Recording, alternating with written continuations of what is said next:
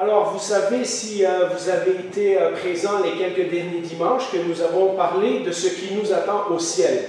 Et ce message se voulait un encouragement pour nos frères et sœurs qui ont perdu des personnes qui leur étaient proches dans les dernières années. Et nous savons qu'il y en a plusieurs. Et de garder les yeux fixés sur ce qui nous attend au ciel est un profond encouragement de savoir que notre vie ne s'arrête pas ici-bas. Mais en continuant à penser à ce message, je me suis dit, oui, mais pour nous qui restons sur terre, pour nous qui restons et qui devons continuer de vivre avec les souvenirs, avec la souffrance, avec les douleurs, avec la tristesse, avec un paquet d'émotions, comment est-ce qu'on fait pour continuer à vivre après avoir perdu quelqu'un d'aussi cher, après avoir perdu une partie si importante de notre vie? Est-ce que la Bible a des réponses à me donner à ça? Et si vous vous êtes posé la question, eh bien, sachez que vous n'êtes pas les seuls, parce que le Saint-Esprit, dans sa grande sagesse, a bien voulu mettre dans la Bible des livres qu'on appelle des livres de sagesse, dans lesquels on trouve le livre de Job, dans lequel on trouve le livre de Psaume, mais dans lequel on trouve aussi le livre de Lamentation de Jérémie, et où le Seigneur a permis que par son Saint-Esprit, des hommes et des femmes de Dieu écrivent la parole de Dieu, tout en ressentant des émotions et en se posant des questions qui étaient des questions que tout être humain affronte à un moment donné dans sa vie.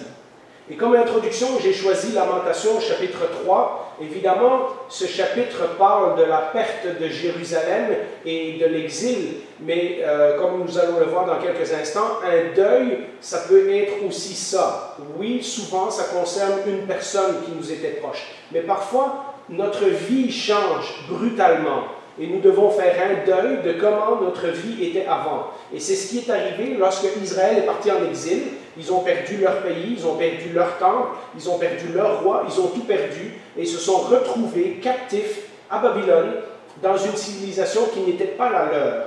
Et on lit à différents endroits, également dans le psaume 137, etc., que certains ne pouvaient pas trouver le bonheur en étant à Babylone parce qu'ils se rappelaient de comment la vie était avant. Et donc, ils avaient un deuil à faire de leur vie précédente parce que leur Seigneur leur a dit, vous allez être 70 ans en captivité, priez pour le pays où vous vous trouvez, afin que vous y viviez en paix et prospère, parce que vous ne retournerez pas en Israël avant 70 ans. Et donc, ils ont dû faire un deuil de leur ancienne vie, et ils ont dû, à un moment donné, dire, bon, il faut qu'on passe à une autre étape.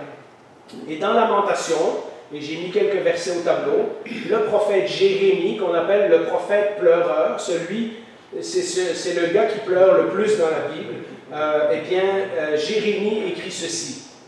En effet, le Seigneur ne rejette pas pour toujours. Et c'est une émotion qu'on peut ressentir lorsque le Seigneur nous a enlevé quelqu'un, lorsque le Seigneur a rappelé à lui quelqu'un qui nous était cher. On pourrait avoir l'impression que le Seigneur nous a rejetés, ou qu'il nous a abandonnés, ou qu'il nous a laissés tout seuls. Mais quand il cause du chagrin, il fait preuve de compassion, tant sa bonté est grande. Et donc ce texte nous dit que le Seigneur va permettre des choses dans notre vie qui vont malheureusement nous causer du chagrin, mais que parallèlement, le Seigneur nous montre toute sa compassion et sa bonté. De fait, ce n'est pas de bon cœur qu'il humilie, qu'il cause du chagrin aux hommes. Et je pense que lorsque nous approchons le sujet du deuil, il nous faut être très honnête que, comme nous l'avons vu de nombreuses fois avant, la vie sur terre, depuis Genèse chapitre 3, est loin d'être parfaite et nous allons connaître la souffrance qui vient avec la perte, avec le deuil. Bien que, comme je le disais en introduction, ce message est en premier pour réconforter des frères et des sœurs qui ont perdu des proches dans la dernière année, je l'ai dit aussi, le deuil se présente sous différentes formes. Notamment, on peut également perdre quelqu'un au travers du divorce. Pour ceux d'entre nous qui ont expérimenté le divorce, vous savez que la douleur de perdre la personne qu'on aimait est très, très, très intense. On a l'impression qu'il y a une partie de nous qui meurt avec le départ de cette personne. Certains d'entre nous ont vécu le suicide de quelqu'un dans leur famille, le départ inattendu, la surprise de voir une personne qu'on pensait qui allait bien et tout à coup qui s'enlève la vie. Et il y a tout le choc et toute l'émotion qui vient avec la perte de cette personne qu'on ne s'attendait pas.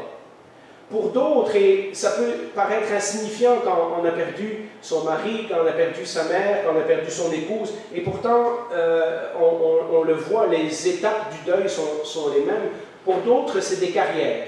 Certains d'entre nous ont travaillé 40 ans au même endroit, et un jour, soit à la retraite, ou soit parce qu'il y a des coupures ou quoi, on nous enlève cela, et tout à coup on se retrouve à la maison, on n'était pas prêt, et il y a un deuil. On était attaché à certaines personnes, on était attaché à notre travail, et il y a un deuil qui va devoir être fait de cette carrière. Parfois, et ça sera le cas pour beaucoup d'entre nous, plus nous avançons en âge, nous devrons faire le deuil de notre santé. Notre vie ne sera plus comme avant. Nous allons perdre des forces, nous allons nous retrouver peut-être à l'hôpital. Nous nous rappellerons le temps où nous étions encore en forme, où nous pouvions faire ceci, cela, etc. Et ça va être difficile, on va vivre des émotions. Eh bien, il faut comprendre que ça aussi, c'est un deuil. C'est quelque chose que nous avions et que le Seigneur nous a enlevé, que le Seigneur a permis que ça ne fasse plus partie de notre vie. Et pour ceux d'entre nous qui avancent avec l'âge, nous savons que ces choses-là ne reviendront pas. Et toute cette émotion de savoir que ça ne reviendra pas comme avant provoque les émotions du deuil en nous. C'est la même chose qu'on perde la santé ou qu'on perde une personne. Maintenant, je ne veux pas dire que la souffrance est la même, parce que chacun de nous est fait différemment. Chacun de nous deal avec ses émotions de façon différente. Et dans les prochaines semaines, dans les prochaines prédications, nous verrons d'autres conseils que la Bible nous donne sur la souffrance, sur le deuil et ces choses-là. Aujourd'hui, j'aurais aimé concentrer mon attention sur Jésus, puisque, comme souvent, nous cherchons d'abord la réponse en Jésus. Mais même si l'intensité des souffrances peut varier d'une situation à l'autre, les étapes par lesquelles on va passer sont similaires. Et la Bible nous donne des réponses à ce sujet. La Bible nous donne un enseignement de savoir quoi faire lorsque ça nous arrive, et est-ce que c'est normal que je ressente ça, et où est-ce que je m'en sors, et quand est-ce que je vais voir le bout du tunnel, et comment je vais passer à la prochaine étape, comment je survis, éventuellement même comment je vais pouvoir être heureux, heureuse de nouveau. Bien, la Bible a des réponses à tout cela. Alors, si je devais résumer, on pourrait mettre la définition au tableau. Il y a plein de définitions, mais je pensais que celle-là était peut-être la plus simple que j'ai pu écrire. Le deuil est un état qui affecte de façon importante, et chaque mot dans cette définition est crucial, toute la personne. On verra dans les prochaines semaines que ça nous affecte émotionnellement, mentalement, mais aussi physiquement. Au sujet de la perte, le mot perte est quelque chose d'important aussi dans cette définition, de quelque chose ou de quelqu'un, dans notre cas principalement quelqu'un d'important, quelqu'un qui signifiait quelque chose de très important dans notre vie. Cela signifie, comme on l'a dit, que chaque deuil sera différent, parce que notre niveau d'attachement, le nombre d'années qu'on a été avec quelqu'un, le fait que ce soit par exemple notre enfant ou notre mari qui est tout proche de nous ne provoque pas la même intensité d'émotion que si c'est le cousin de notre arrière-grand-mère. Hein? Lorsqu'on vit à distance de quelqu'un, lorsqu'on ne partage pas le quotidien, eh bien parfois la douleur est différente, parfois on était déjà habitué à ne pas les voir. Et donc, on a l'impression de souffrir un peu moins, mais lorsque c'est quelqu'un qui était proche de nous, qui était important, qui faisait partie de notre quotidien, évidemment, la douleur est très, très, très intense. Comme je l'ai dit, nous avons des personnalités différentes, donc chacun de nous réagira un petit peu différemment, et nous le verrons dans les prochaines semaines, quelles sont les façons habituelles de réagir au deuil, mais aujourd'hui, donc, je voulais me concentrer sur le deuil en particulier, et est-ce que Jésus en particulier a une réponse à nous donner pour ce que nous vivons? Ce qui veut dire que si nous vivons assez longtemps, nous expérimenterons tous le deuil, et même plusieurs deuils, à un moment donné ou l'autre. Que nous aimions cette idée ou pas, nous allons expérimenter le deuil de différentes choses et de différentes personnes dans notre vie. Et avec le deuil, et une des particularités du deuil, c'est qu'il y a un tas d'émotions qui arrivent tout en même temps, qui nous bousculent et qui nous prennent un bon moment avant de passer par-dessus. Nous pouvons passer par toutes sortes de genres d'émotions différentes et nous aurons besoin de temps pour mettre de l'ordre dans ces émotions. Une des particularités du deuil, justement, c'est cette sensation que si c'était comme une vague ou un ouragan ou un tsunami d'émotions qui nous étaient tombées dessus et on ne sait plus dans quel sens aller. Et c'est parfois bon à ce moment-là de s'arrêter, de faire le point et de réaliser que ce qui nous arrive est normal. Ce qui nous arrive n'est pas inhabituel. C'est arrivé à des gens dans la Bible, c'est arrivé, comme nous allons le voir, au Seigneur, c'est arrivé à plein de personnes et ce n'est pas inhabituel. Alors, la dernière fois, nous avons parlé du ciel. Et nous avons cité ces versets où l'apôtre Paul dit qu'il aimerait mieux partir que de rester ici parce qu'être avec le Seigneur, c'est de loin meilleur. Mais s'il a encore du travail et que le Seigneur veut le garder ici, il va rester ici, etc. Et lorsque nous lisons ces versets-là, eh bien, nous avons peut-être l'impression que dans la Bible, ça nous dit que si tu es un vrai bon chrétien, tu vas vivre au-dessus de tes émotions. Le ciel va être tellement important dans ta perspective que tu ne ressentiras pas de douleur pour les choses ici-bas. Et lorsqu'on lit Philippiens 1, 21 et 22, par exemple, on voit l'apôtre Paul qui dit « En effet, Christ est ma vie, et mourir, c'est-à-dire quitter cette terre, représente un gain. Cependant, s'il est utile pour ma tâche que je vive ici-bas, je ne saurais dire ce que je dois préférer. » Donc c'est comme si Paul disait « J'ai hâte de mourir, mais pour le travail du Seigneur, je veux bien rester ici. » Eh bien, ce n'est pas tout à fait ce que l'apôtre Paul voulait dire, parce que tout de suite après, dans la lettre aux Philippiens, nous remarquons que lorsque un de ses collègues de travail a été affecté par la maladie au point d'être proche de la mort, Paul a été profondément touché par cela. Ce n'est pas parce que Paul avait cette conviction théologique que oui, un jour, comme nous l'avons dit les 2 derniers dimanches, que tout nous attend au ciel et que nous serons consolés, que nous serons guéris, etc. Ce n'est pas parce que nous avons cette conviction théologique que dans la réalité, nous ne souffrirons pas ou nous n'aurons pas d'émotion. Nous lisons juste au chapitre 2, donc quelques versets plus loin, ce que Paul dit à propos de son ami Épaphrodite. Philippiens 2, verset 27, et vous pouvez lire la fin de chapitre 1, le début du chapitre 2, vous verrez le contexte. Il a été malade, en effet, tout près de la mort, mais Dieu a eu pitié de lui. Et regardez la suite. Et non seulement de lui, mais aussi de moi, afin que je n'ai pas tristesse sur tristesse.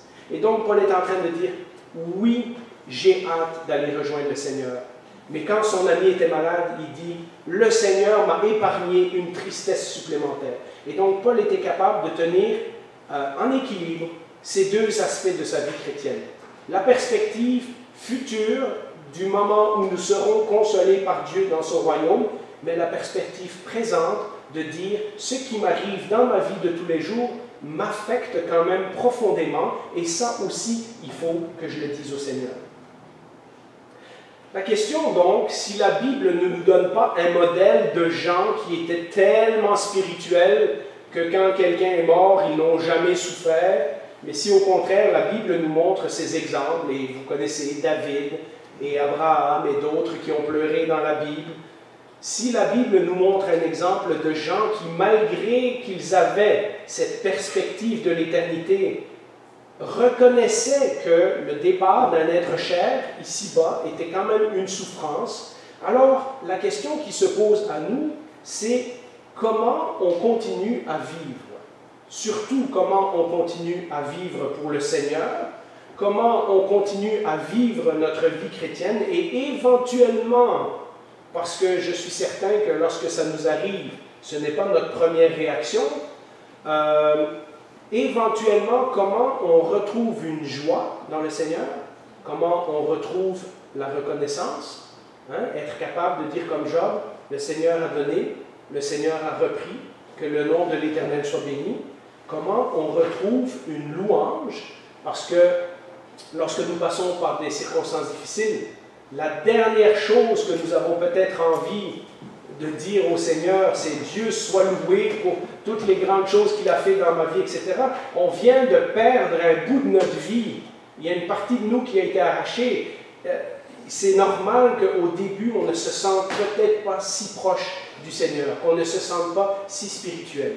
Mais le but, c'est qu'est-ce qu'on fait? Est-ce qu'on se renferme sur nous-mêmes? Ou est-ce que la Bible nous dit que oui, il y a éventuellement, comme on l'a chanté tantôt, la paix dans la souffrance.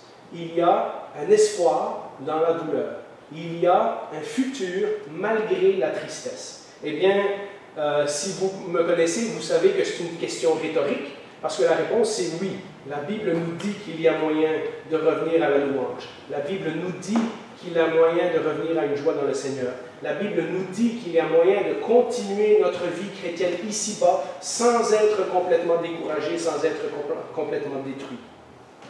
Parce que, soyons honnêtes, ceux d'entre nous qui vivent le deuil ont l'impression qu'ils ne s'en sortiront jamais.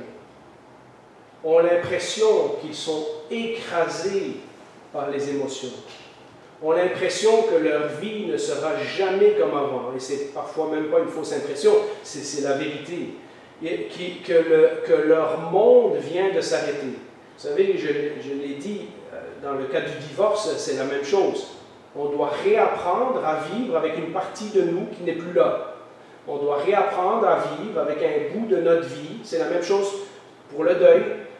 Si c'était quelqu'un de notre famille, quelqu'un qui était proche, lorsque cette personne n'est plus là, eh bien, nous devons réapprendre à vivre différemment de la vie que nous vivions avant. Et tout ça, ce sont des émotions intenses, ce sont des choses difficiles, ce sont des choses qui prennent du temps. On a l'impression des fois que ça traîne et ça traîne et ça traîne, et ça fait déjà 2, 3, 4 ans, et on n'oublie pas, et ça revient, etc. Mais il y a un espoir. La Bible nous dit qu'il y a moyen de vivre dans la grâce du Seigneur malgré la souffrance, malgré la tristesse. Et c'est pour ça qu'aujourd'hui, comme premier message de cette série, je voulais d'abord nous tourner vers Jésus et voir, puisque c'est Jésus la personne la plus importante dans notre vie, est-ce qu'au moins, lui, il comprend ce que je vis? Est-ce que le Seigneur comprend? Alors, si vous êtes comme moi, pendant une partie de ma vie, j'ai compris une partie du message de l'Évangile, mais je n'avais pas tout compris. Et donc, j'avais l'impression que Jésus est venu principalement sur terre pour comprendre c'est quoi la tentation, pour comprendre c'est quoi être un homme, et principalement pour me sauver du péché. Et lorsqu'on lit l'Évangile vite, on a l'impression que c'est pour ça que Jésus est venu. Mais alors, ça cause une image en nous que Jésus ne comprend pas vraiment, parce que de toute façon, il était parfait, il ne pouvait pas succomber à la tentation, donc Jésus n'a pas tout à fait vécu les mêmes choses que moi. On sait que Jésus a été tenté dans le désert, qu'il a résisté aux tentations de Satan. Donc quand on lit dans Hébreu que nous avons un sacrificateur qui peut compatir à notre faiblesse, on se dit, bon, ça va, Jésus comprend mes tentations, Jésus comprend mes luttes avec le péché, mais ce qu'on n'est pas toujours sûr, c'est est-ce que Jésus comprend mon chagrin? Est-ce que Jésus comprend ma solitude? Est-ce que Jésus comprend ma perte? Est-ce que Jésus a expérimenté ces choses-là pour pouvoir dire, oui, nous avons un souverain sacrificateur qui a vécu toutes choses comme nous et qui maintenant intercède au trône de la grâce pour nous? Nous avons parfois une idée que Jésus flottait sur un nuage et qu'il n'était pas affecté par les émotions et par les choses de la même façon que nous. Et pourtant, le prophète Ésaïe, dans ce chapitre que vous connaissez tous et qu'on a lu des dizaines de fois et qu'on a lu souvent avant le repas du Seigneur, qu'on lit chaque année à Pâques, dans Ésaïe 53, regardez comment la Bible nous présente Jésus. À partir du verset 3, nous lisons « Méprisé et abandonné des hommes, homme de douleur et habitué à la souffrance, semblable à celui dont on détourne le visage. Nous l'avons dédaigné, nous n'avons fait de lui aucun cas. Cependant, ou on pourrait dire et pourtant, ce sont nos souffrances qu'il a portées. C'est de nos douleurs qu'il s'est chargé. » Et la suite, « Et nous l'avons considéré comme puni, frappé de Dieu et humilié. » Les Juifs ont pensé que Jésus était sur une croix parce qu'il avait fait quelque chose de croche. Dieu ne pouvait pas approuver quelqu'un qui était sur une croix. Mais que nous dit le reste du texte? Mais il était blessé pour nos péchés, brisé pour nos iniquités. Le châtiment qui nous donne la paix est tombé sur lui. Et c'est par ses meurtrissures que nous sommes guéris.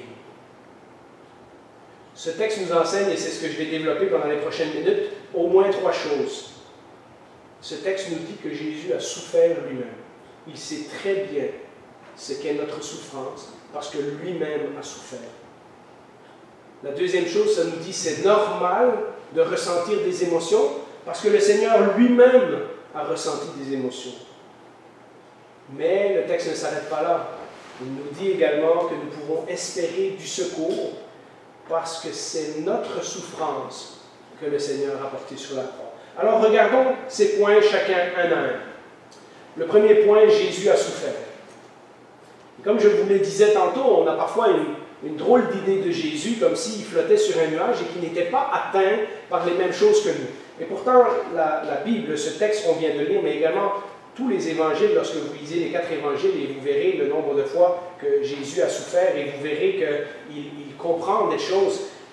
Vous me direz, mais Jésus, dans le fond, il n'a pas vraiment souffert parce que n'étant pas pécheur, mais il n'était pas affecté par les conséquences du péché de la même façon que nous. Et donc, peut-être qu'il n'a pas tout à fait compris. Et parce que nous vivons dans un monde depuis tout petit, nous sommes habitués à ce que le monde va mal, nous sommes habitués à la souffrance, nous sommes habitués, dès que nous sommes enfants, nous nous rendons compte que le monde que nos parents voudraient nous présenter et le monde qu'on vit, il suffit d'aller à l'école et on va se faire pousser, on va se faire insulter, etc., etc. Et il suffit d'être malade quelques fois quand on est jeune et on se demande pourquoi. On aimerait, dès un jeune âge, que la vie fonctionne bien et on se rend compte, dès un jeune âge, qu'on vit dans un monde qui fonctionne tout croche. Et parce que nous vivons là-dedans, lorsqu'on entend que Jésus est venu sur terre, on ne réalise pas qu'est-ce qui lui en a coûté de venir nous rejoindre sur la terre.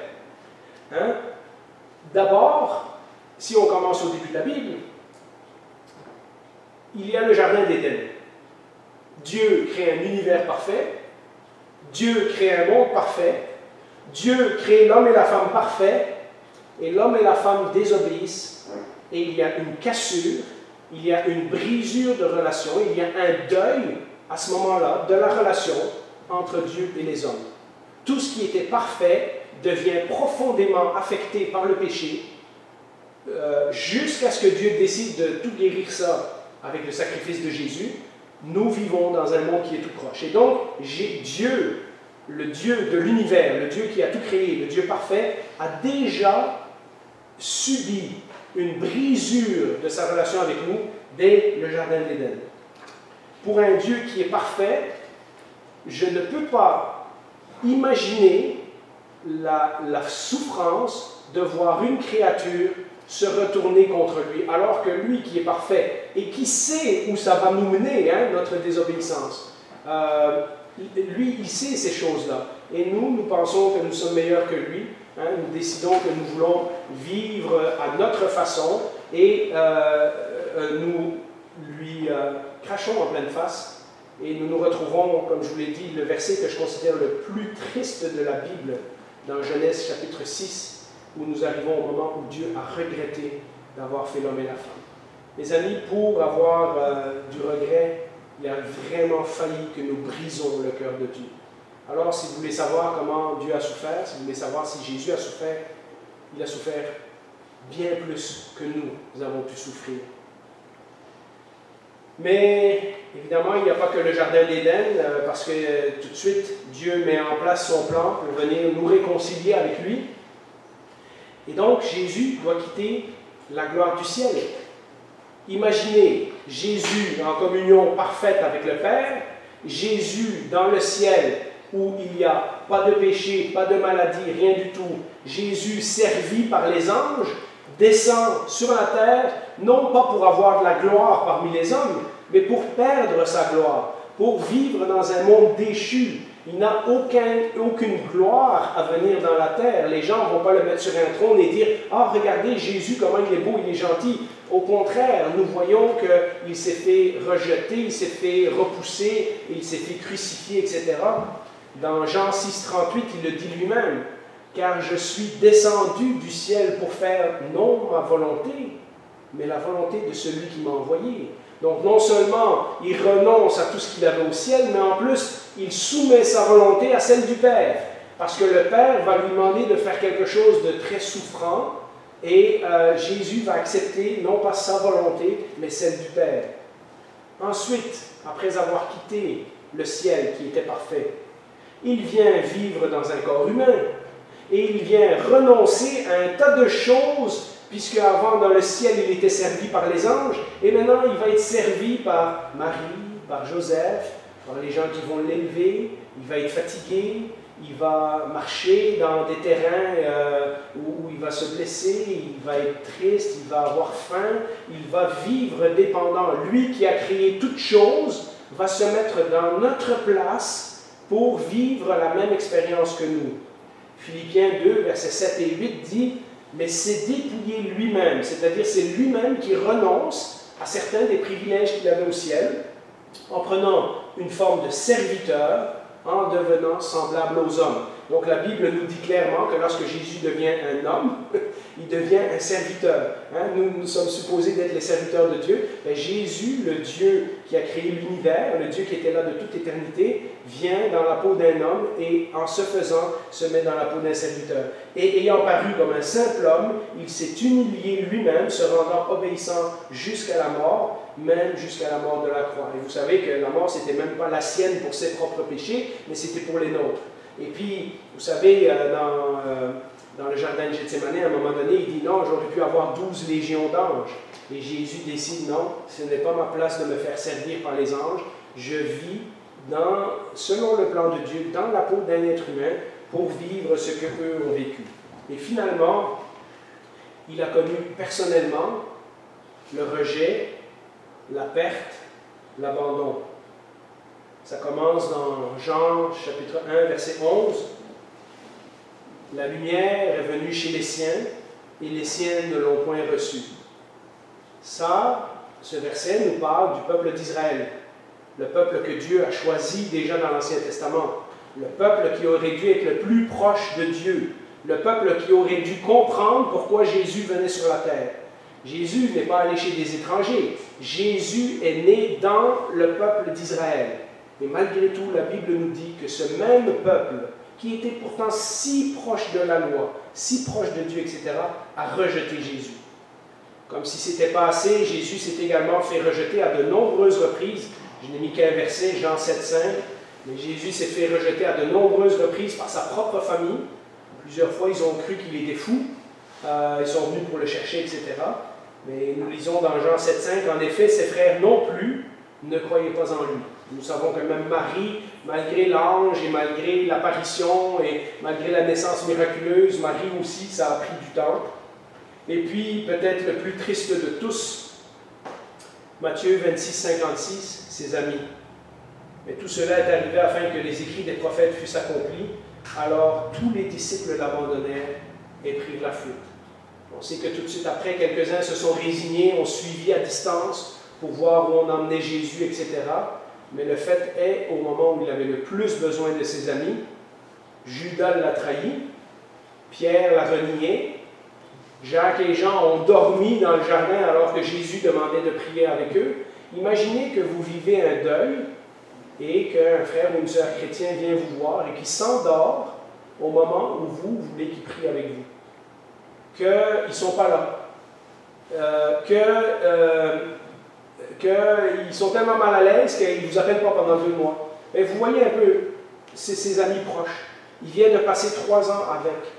Et ses propres amis l'abandonnent. Et Jésus lui-même l'exprime à un moment donné, vous n'avez même pas été capable de veiller 1 heure avec moi.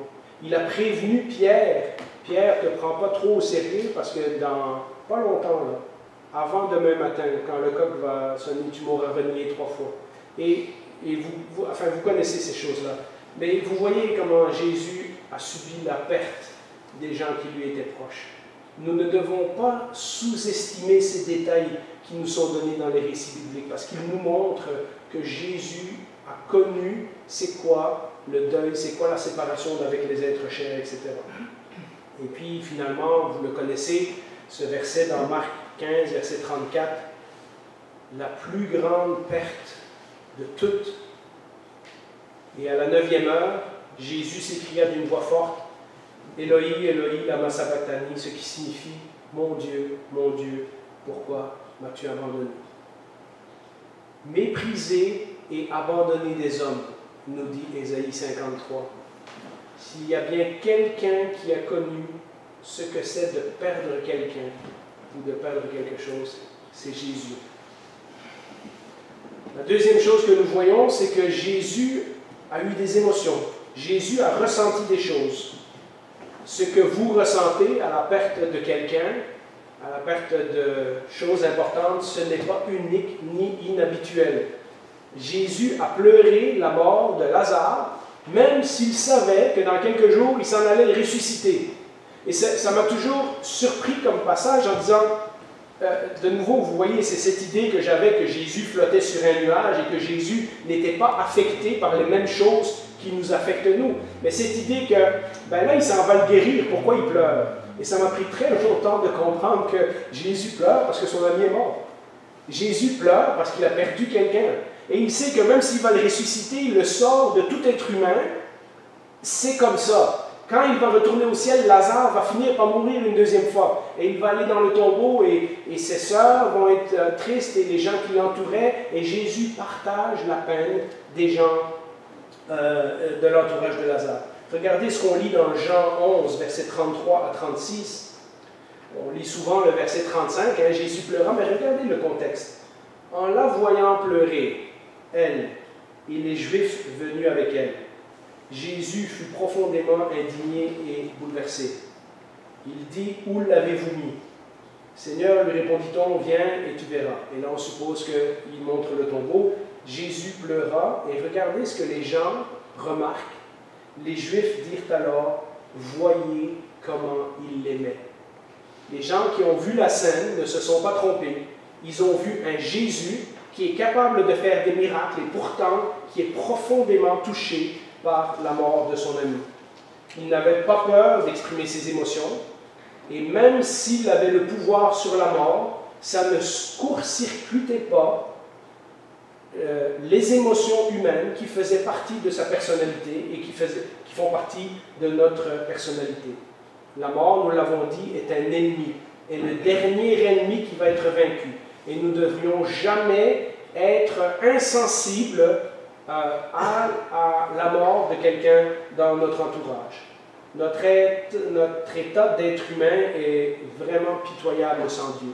Lorsque Jésus va, et lorsqu'il voit Lazare dans le tombeau, il réalise que tous les êtres humains qui sont autour de lui vont finir comme Lazare. Si ce n'est que lui aille sur la croix pour leur pardonner de leurs péchés et leur offrir la chance de la vie éternelle. Et donc, je pense qu'en plus d'être bouleversé de la mort de son ami Lazare, je pense que le Seigneur est aussi bouleversé de notre condition humaine, de voir comment nous sommes faibles et fragiles, comment notre vie passe en quelques années comme un souffle, et comment nous finissons dans la tombe, et pendant toutes ces années, nous mettons un masque et nous prétendons que la vie va bien. Et je ne dis pas que la vie ne va pas bien, le Seigneur est bon aussi dans cette vie, mais Cette vie n'est pas notre destination finale. Cette vie n'est pas tout ce que nous avons été créés pour être. Il y a autre chose qui nous attend et le Seigneur a hâte de partager son éternité et sa gloire avec nous. Mais le Seigneur, lorsqu'il est sur la terre, nous voit les faiblesses, voit les maladies, voit le péché qui affecte profondément les gens, voit la mort qui est la conséquence du péché d'Adam et Ève, et voit toutes ces choses et le Seigneur pleure. Le Seigneur ne peut pas s'empêcher de pleurer. C'est pour ça que nous savons qu'il nous aime. On ne pleure pas pour quelqu'un qui ne signifie rien pour nous. Du même coup, ça veut dire que pour nous, qui sommes affectés par la mort d'un ou de plusieurs personnes qui nous étaient proches, il est normal de pleurer. Il est normal de nous sentir affectés quand nous perdons quelqu'un. Ce n'est absolument pas un jugement sur la qualité de notre vie spirituelle. Ce n'est pas une preuve que nous ne sommes pas assez matures, que nous ne connaissons pas assez la parole de Dieu. Le Seigneur nous a créés avec des émotions. Lorsque nous allons perdre quelqu'un ou quelque chose d'important à nous, ça va nous faire mal et c'est normal, le Seigneur a ressenti ces émotions. C'est en même temps, le fait de pleurer, c'est en même temps un moyen que le Seigneur nous donne pour reconnaître que nous sommes faibles, que nous sommes affectés et que nous avons besoin de lui, que nous ne sommes pas aussi forts que nous pensions que nous l'étions. Pour recevoir le secours de Dieu, la Bible nous dit toujours qu'il ne faut pas avoir peur de lui demander. Quand on pense qu'on est fort, on ne demandera pas l'aide du Seigneur. Quand on est démoli, quand on est triste, quand on est accablé, quand on est écrasé, on va se tourner vers le Seigneur. Pour recevoir le secours, l'aide de Dieu, il nous faut admettre notre faiblesse. Et le Seigneur nous répond au travers d'Ésaïe 41, mais il y a des dizaines de passages que vous connaissez, et c'est pour ça que c'est bon, lorsqu'on vit le deuil, de s'entourer de passages bibliques réconfortants. Ne crains rien, car je suis avec toi. Ne promène pas des regards inquiets, car je suis ton Dieu. Je te fortifie, je viens à ton secours, je te soutiens de ma droite triomphante. Oui, nous pouvons souffrir, mais le Seigneur nous promet qu'il va être avec nous dans la souffrance. Comme Ésaïe, comme Ésaïe nous le dit. Vous savez, mes amis, si Jésus, le Fils de Dieu, parfait et sans péché, a pleuré, alors les larmes ne sont pas négatives et ne sont pas un signe de faiblesse. Cacher nos émotions, en fait, ne fera que prolonger le temps de guérison et ne fera que prolonger la douleur. On a lu au début dans Ésaïe 53, « Homme de douleur et habitué à la souffrance. » Voilà qui est notre Seigneur. Ne nous privons pas du réconfort de Dieu en pensant que nous pouvons passer rapidement à autre chose. Il est normal que le deuil prenne du temps. Et finalement, toujours en nous basant sur Ésaïe 53, nous avons appris que oui, Jésus comprend, oui, Jésus a ressenti la même chose que nous, mais ça ne s'arrête pas là. Jésus peut nous aider. Il a porté nos souffrances, nous dit le texte, ce qui signifie que la solution ultime à toute la douleur, à toutes les émotions, à toute la séparation, à tout le déchirement que nous vivons, se trouve déjà en lui. Et laissez-moi vous expliquer. Un jour, à cause du sacrifice de Jésus, nous sommes garantis d'être libérés de ce que nous ressentons présentement. De toute la tristesse, les regrets, les souvenirs, etc. qui viennent avec. Nous sommes garantis qu'un jour nous serons libérés de cette douleur. Mais en attendant, le Seigneur nous aide à porter notre fardeau. Ésaïe 40, encore toujours dans Ésaïe, au verset 28, « Ne le sais-tu pas? Ne l'as-tu pas appris? C'est le Dieu d'éternité, l'Éternel qui a créé les extrémités de la terre. Il ne se fatigue pas, il ne se lasse point, on ne peut sonder son intelligence. » Mais ce Dieu-là, c'est lui qui donne de la force à celui qui est fatigué. Et il augmente la vigueur de celui qui tombe en défaillance. Les adolescents se fatiguent et se lassent, et les jeunes hommes chancellent. Mais ceux qui se confient, le mot confier est important, mais ceux qui se confient en l'Éternel renouvellent leur force. Voyez-vous, même si nous désirons et on en parlera un peu plus la prochaine fois, même si nous désirons souvent être seuls lorsque nous avons vécu un deuil, lorsque quelque chose ou quelqu'un d'important a été arraché dans notre vie. En particulier parce que, comme je le disais, les émotions sont tellement intenses que nous ne savons pas quoi dire, nous ne savons pas comment le dire, nous ne savons pas comment expliquer aux autres ce qu'on ressent, et parfois notre tendance, ce serait de se renfermer et d'être tout seul. La Bible nous dit que nous n'avons pas été faits pour porter ce fardeau tout seul. Nous n'avons pas été faits pour vivre cette étape de notre vie tout seul. Vivre tout seul, à ce moment, au moment d'un deuil, ne fera qu'intensifier la souffrance.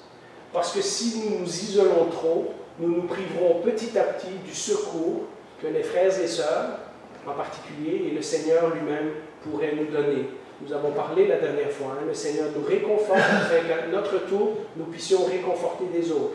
Nous avons lu ce verset, pleurez avec ceux qui pleurent et réjouissez-vous avec ceux qui se réjouissent. Si nous nous renfermons sur nous-mêmes, nous nous privons de l'aide que les autres pourraient nous apporter.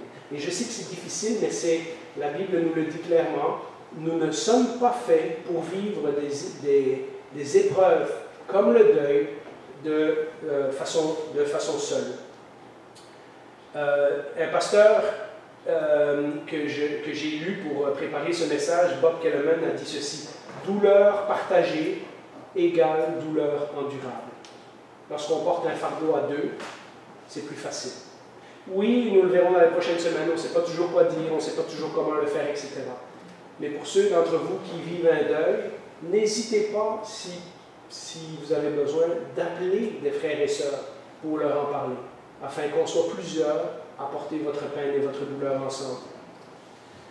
Souvent, et c'est quand on perd quelque chose comme une carrière, quand on perd quelque chose comme une maison ou quoi, éventuellement on guérit, on passe par-dessus et notre vie continue. Quand on perd quelqu'un, surtout quand on perd quelqu'un, c'est beaucoup plus intense.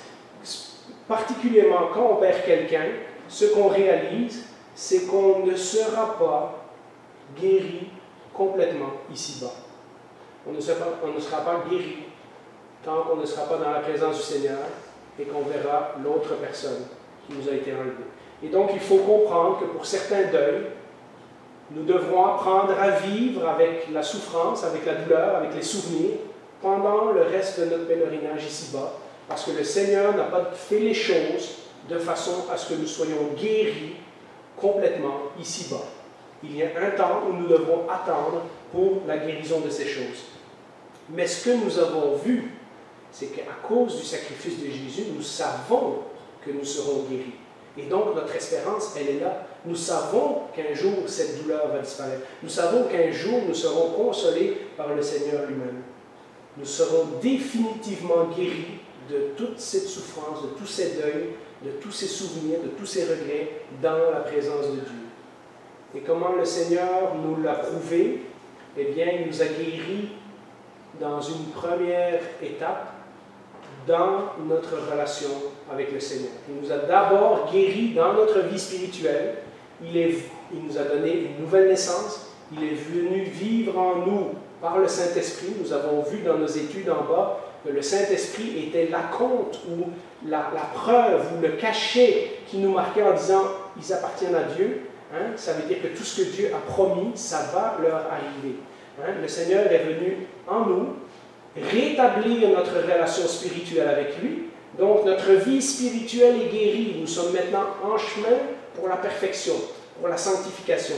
Et nous avons vu que nous attendons aussi du ciel un nouveau corps, où le Seigneur nous donnera un corps qui lui sera guéri de ces choses et que ultimement nous serons libérés non seulement du péché, mais de la mort, de la séparation avec Dieu, de la douleur, des larmes, de toutes ces choses-là. Et donc le Seigneur nous a prouvé que ces choses vont arriver parce qu'il a commencé à nous guérir d'abord spirituellement. Et cela me ramène encore de nouveau à Ésaïe 53 et ces fameuses paroles. Et c'est par ces meurtrissures que nous sommes guéris. Parce que Christ a souffert, un jour, nous serons complètement guéris. Tout de suite maintenant, dans notre vie spirituelle, mais tout le reste, les émotions, tout ce qu'on a parlé tantôt sera guéri également à cause de ce que Jésus a fait pour nous. C'est normal d'avoir de la peine, je dirais en conclusion, mais c'est possible d'avoir de l'espérance malgré la douleur. Et cela grâce à Jésus. Et c'est pour ça qu'il nous fallait commencer cette série en gardant les yeux fixés sur Jésus. Homme de douleur, habitué à la souffrance. Et c'est par ces meurtrissures que nous sommes guéris. Prions.